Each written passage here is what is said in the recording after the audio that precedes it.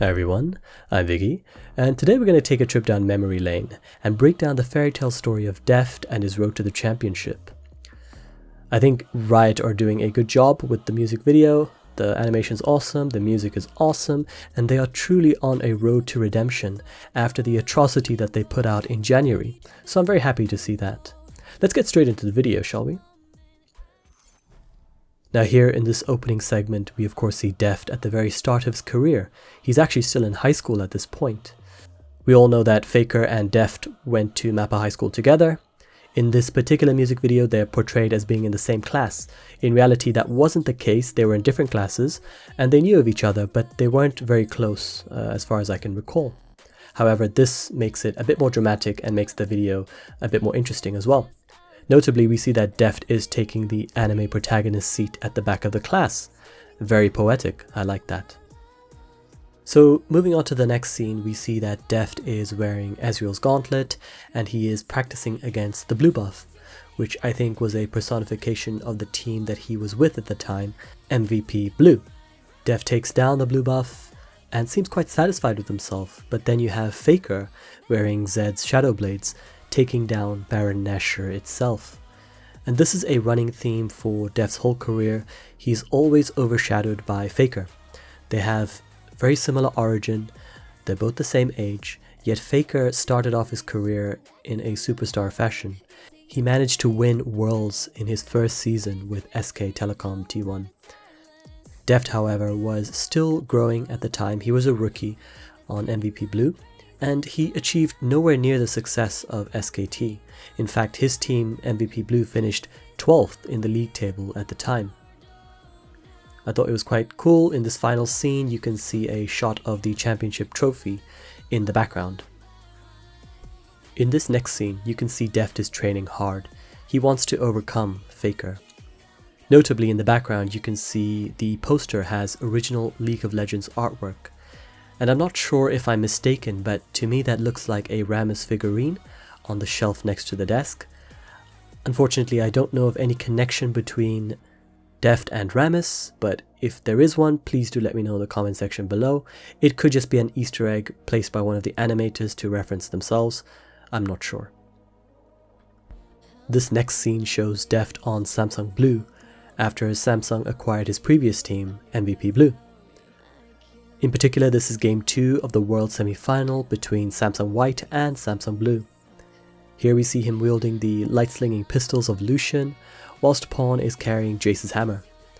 This is a recurring theme in Deft's career, as Pawn was a previous teammate on Samsung Blue before he switched to the championship-winning Samsung White the previous season. Given that Deft has been through so many teams, he not only has a lot of friends and former teammates, but naturally he has to go up against them a lot, which must be quite difficult for him. I think this shot of Pawn dunking on Deft with Jace's hammer is a good reflection of what happened that day. Samsung Blue were thumped 3-0, and knocked out of course. So now we see Deft on a new team, EDG. This was after he left the LCK for China. In particular, this is the 2015 World Championship quarterfinal match between EDG and Fnatic. Here we see Deft and Mako together on Sivir and Thresh. They're both being stalked by Reckless on his AD cannon. Once again, Deft's team were thoroughly crushed in this series, a resounding 3-0, and I think that's really well shown by this slicing maelstrom getting rid of both Deft and Mako. Now we see Deft on yet another team, a running theme in his career so far. He's now back in Korea with 2020's DRX lineup, and this is game 2 between DRX and Damwon Gaming in Worlds 2020 quarterfinals. Here we see Deft wielding Senna's relic cannon, along with Doran piloting Jax's famous lamppost. Doran is seen to be leap striking onto Canyon's graves, which he dodges and subsequently blasts Deft into a wall. Canyon at the time was in form and one of the best junglers in the world, I'd say. Cut to Showmaker on Syndra. He's trying to finish Deft off, except Carrier is there with the Braum shield and he sacrifices himself for Deft. I think this is a touching scene because Deft and Carrier were known to be very, very close, almost like brothers, I'd say. And this makes the whole rest of the video quite sad because Carrier does show up again at a later point in the video. Regardless, in true anime villain style, Showmaker blasts Deft away once more, and again Deft's team were thoroughly crushed 3-0 by a superior Damwon squad. This next scene is quite sad. Throughout this video, the creators have decided to show Deft's darkest moments, and 2020 was almost his breaking point. I think Deft was seen crying on the bus after the defeat to Damwon, and no one can really blame the guy. He has so much talent, but he had never once won Worlds, which had been an achievement Faker had achieved multiple times at that point, and this was a major regret for his career. In fact, a lot of people were suspecting that he might retire before winning a Worlds Championship. However, Deft did not give up. He steeled himself for what he thought might be his last season in 2022 with DRX. We see him here embracing the light with his new teammates, being pulled up by none other than Pyosik, who was the life of the team at the time. Deft, of course, was the oldest on this squad, and being the oldest comes with some responsibility. As per Korean culture, you're expected to lead your younger colleagues, and in this case, Deft was in a position where he had to take on some leadership roles. He had to inspire his teammates, he had to lead them, which he sort of mentioned that is not something that he is very comfortable with. However, he did have some support with Beryl, who is a fantastic shot caller, and Beryl took on that responsibility for most of the series that they played in Worlds and previously in the LCK as well. In this next scene, we see that the team are placed at the bottom of a coliseum, which I think represents how insignificant they were treated during this Worlds run. No one had high hopes for them, with many analysts betting that they wouldn't even make it out of group stage. I think this is partly because of the tumultuous LCK split that they had before, barely making it into Worlds. As we progress the video, we see none other than Mako, Deft's former support on EDG. Mako is seen here on Renata Glask, assaulting them from high up, but Deft manages to use the Draven spinning axes and seems to take down Mako.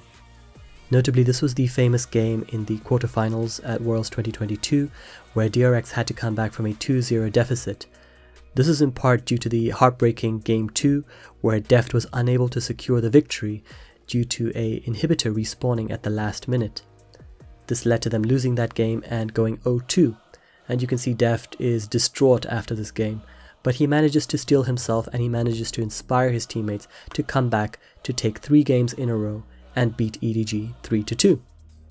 However, just as he jumps this massive hurdle, he finds that he's staring at another monolith. Deft found himself again going up against a former teammate in Doran. Doran at the time was of course in form. He was one of the best top laners in the world in a stacked Gen G lineup. Gen G at the time were favorites to win Worlds as they had won LCK the previous split. Here we see Doran as a towering Renekton. He takes a swipe at Deft on Varus, but thanks to a misjudgment, Deft is able to blast his way past with Varus's piercing arrow. Now we move on to the final scene where we see Deft finally climbing up to the top of the Colosseum, only to find that he has to go against one of his best friends in the form of T1 Keria. Again, very anime, and I like that. Deft here is on his signature Caitlyn, whilst Keria is on Karma. It seems that Deft has the upper hand and he's going for a headshot execute, but he hesitates, and lo and behold, this gives the perfect opportunity for who else but Deft's nemesis, Faker, to intervene. Faker pushes Deft off the landing, and he can see that he is on his famous Victor. Faker seems to have the upper hand at this point, and it looks like Deft is going to succumb to the death ray until he gets teleported back to his team. And here we can see the full lineup of the final game between DRX and T1. We see Pyosik on Hecarim, Zeka on Azir, Kingen on Aatrox, Beryl on Bard, and of course Deft on his signature Caitlyn. This is a very hard-fought series, and to close things off, we see Deft fully becoming Caitlyn herself, and he delivers the final headshot. So finally, Deft manages to beat his nemesis in the form of Faker, and he lifts the World's trophy for the very first time.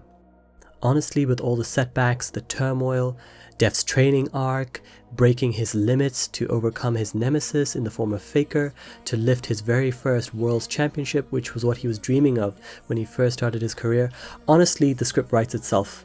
And I'll be expecting an anime on Deft's career this time next year by Riot Games, and I'm sure you guys will as well. Thank you for watching this video.